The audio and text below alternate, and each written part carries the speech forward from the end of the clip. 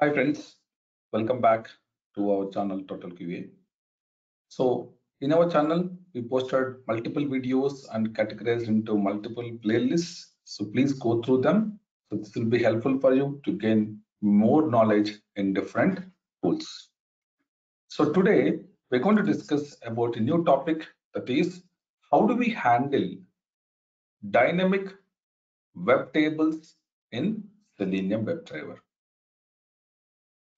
So for that, we have identified one of the real-time example, which is money.rediff.com, and we're accessing the gainers, the top gainers in the stock market, and we will fetch top 5 rows in the table, and also we will validate whether a specific stock is available in the top 5 rows.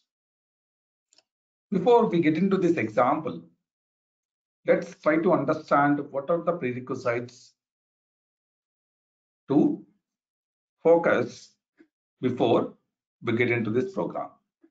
First and foremost thing, we should be having knowledge in HTML table. In HTML, table is a very important topic where a table contains multiple rows and each and every row contains multiple columns. So we should know what is the tag name for the HTML table, what is the table body, the table row, the table data which is getting available in the HTML table. And second one is the list is XPath. We should be having a knowledge in XPath. Third thing is find elements. As we are focusing on fetching 5 rows, 10 rows, 20 rows, in all these scenarios, we just need to know one thing, that is how do we use find elements in Selenium WebDriver. Then we also need to fetch the list of web elements followed by using the for loop in Java. If we are familiar with these topics, then we can easily write the logic for getting the list of top 5 rows in the table, and also we can identify a specific stock is getting displayed or not. Okay, so let's get into the program now. So in Eclipse, I created a Java program and I named it as dynamic table. So let's start now getting into the program now. Let me create one test case. So I'm going to write the method name as validate the dynamic rows of data.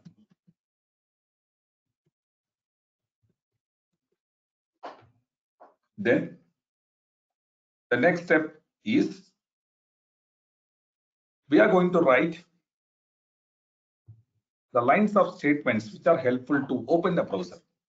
But right now I'm going to use WebDriver Manager to launch the browser. Chrome driver dot setup. Followed by, we also write one statement which will help us to open the browser, that is WebDriver driver equal to new Chrome driver. So these 2 lines of statements which help us to launch the browser. But the application which we are trying to launch is money.rediff.com/gainers. Let me copy this and try to find that.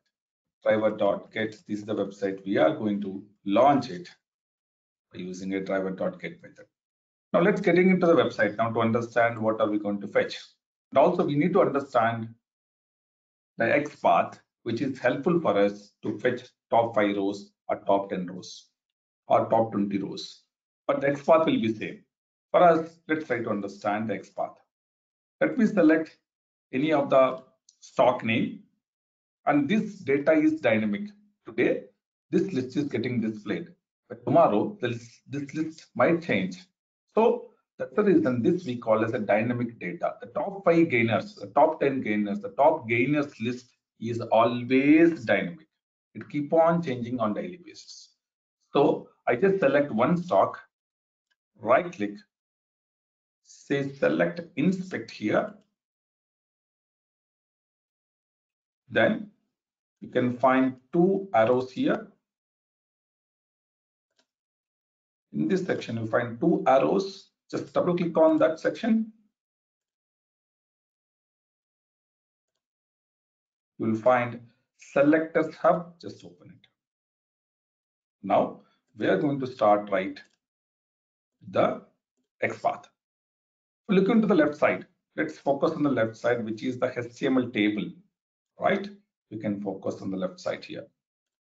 If you focus on the left side, you see there's a table here. Table class is equal to data table. And in that table, you have a table body. In the table body, you have a table row.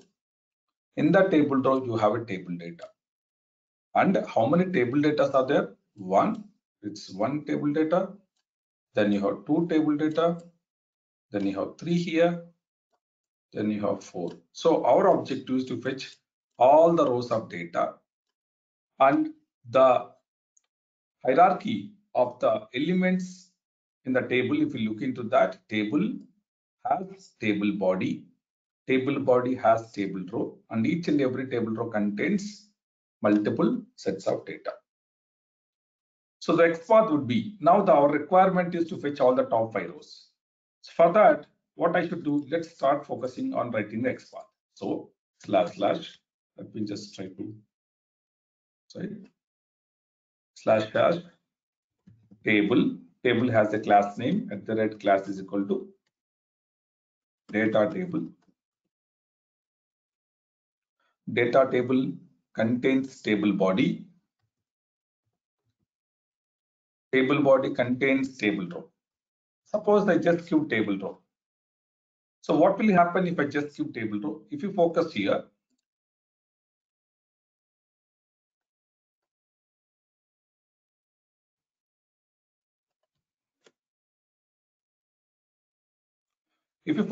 there are totally how many table rows are there available here? If you see, there are totally 1844 elements which are matching. 1844. Why? Because we are giving an XPath which is able to identify 1844 matching elements, but we need only 5. But we need only 10. So how do we focus only fetching a specific list of rows, even though the XPath is giving more number of rows here? Okay, so let's get into the program now. To fetch a specific list of rows, say it is 5, tomorrow it is 10. I can change that value so that I can get only those rows of values here. So let's get into the topic. We are able to identify the XPath now. The XPath is identified. This is the XPath. And using this XPath, we are going to write a program now. So our objective is very clear. We are going to focus on fetching the rows, but the rows are either 5 or 10. It will change accordingly. Let's get into the program now. Once we launch the browser, we are going to focus on the XPath. XPath, we're able to identify the XPath from the website. That is, this is the website. This will fetch multiple rows of data. Copy this.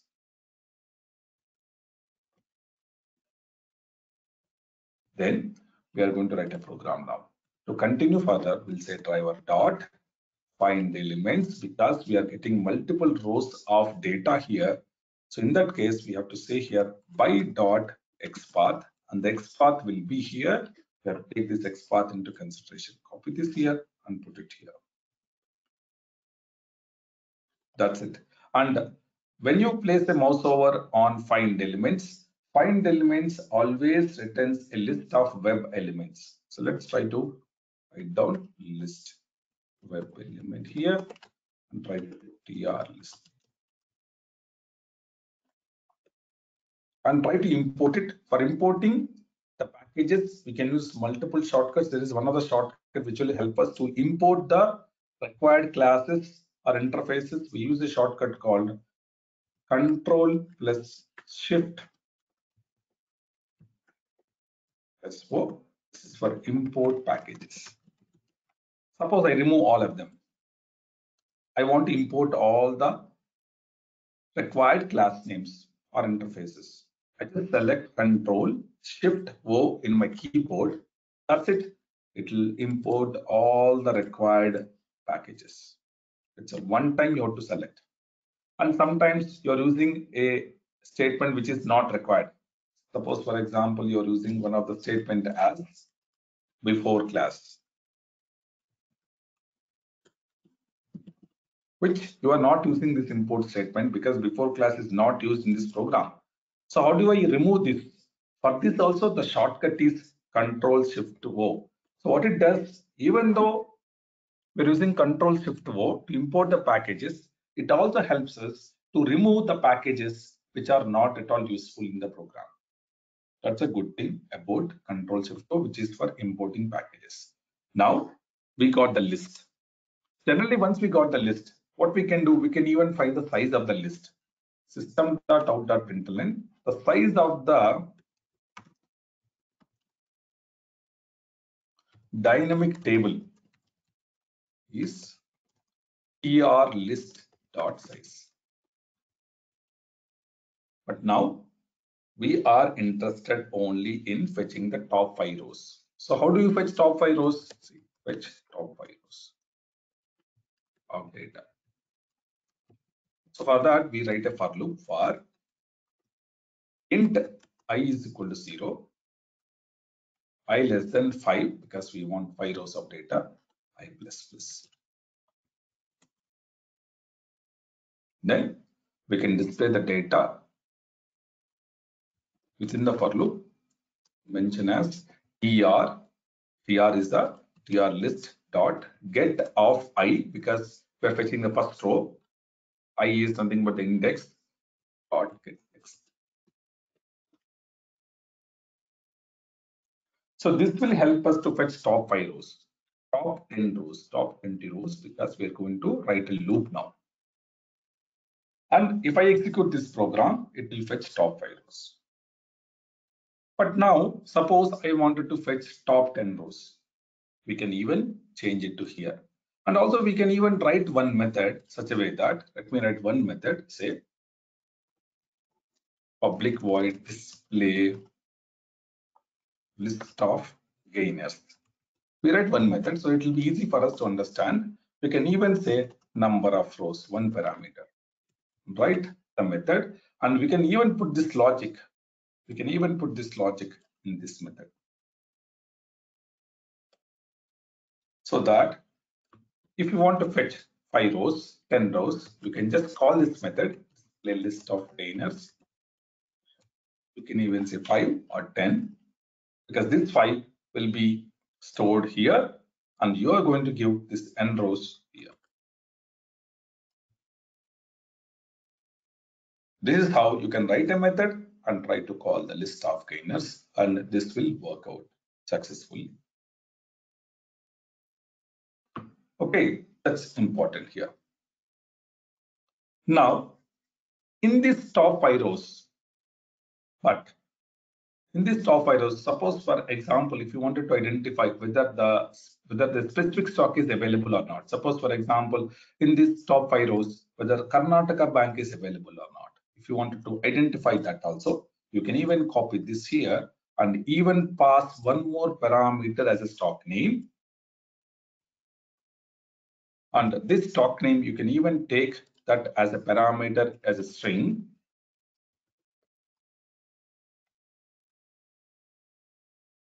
Just this stock name.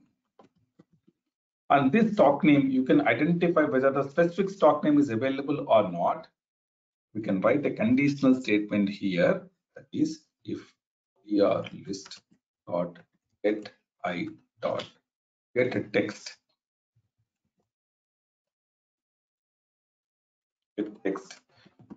dot contains, you can even put this information here,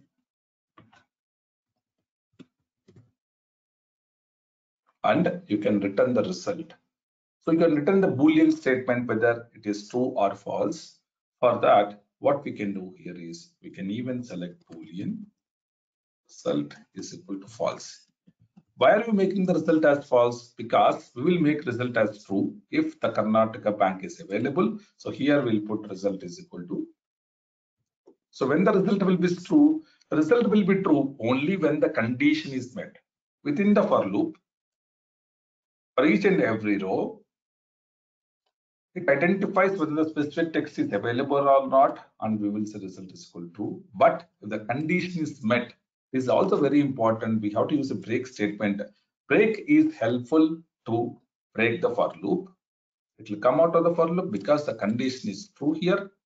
The condition is true, and also the result is true here. Then we will return the result to the user who is calling this method. Now, this method returns a Boolean because it is not a void, we're returning the result here. And there is an error in the line number 27 because the driver variable is not declared globally. The driver variable is declared locally within this test method. It is very important that if we are using this variable in multiple methods, we should declare the variable globally, driver. And this is a global variable. That's it. So this XPath thing we will bring down. Yeah. So by seeing this method, we are able to understand that we are fetching the top 5 gainers, and also we are even identifying that whether a specific stock name is getting displayed in the top 5 gainers or not, or returning a result here. The result is nothing but Boolean, and we can even validate the result as set.set true, and just mention the result here.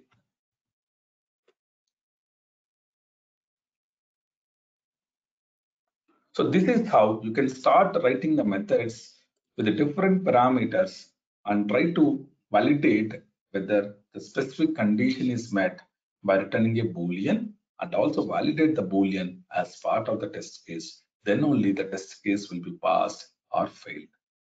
Let me execute this program to see how this will print the data in the console. And as testng test here because it's a testng program.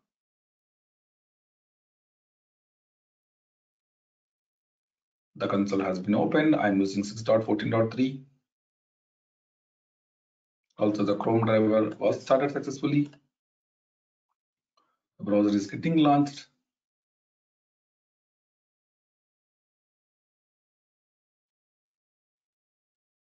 And now it is going to fetch top 5 gainers now. Check the console now.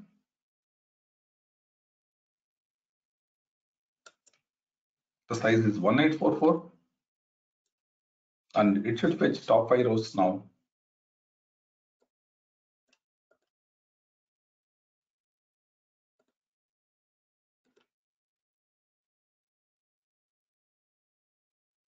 Yeah, the data is getting displayed. First row, second row, third row. But why we are not fetching all the rows? Because when we are getting the Karnataka Bank in the top 5 rows of data, we will put a break statement. We will come out of the loop and will return the result as true or false. That's the reason we are not printing all the rows of data. This is very, very important. You focus on only specific list of rows, and also you focus on a specific value. Better once it is the condition is met, you break it and try to come out of the loop and return the statement. Okay, so this is how you have to write the methods, and as part of the page object model, you can even keep this method as part of the page object model in a specific page object class, so that you can call this method by passing these parameters as part of the test case. I hope this example will be really helpful for you to understand the topic of fetching the dynamic data from the web table. If you like this video, please share with your friends. Thanks for watching the video.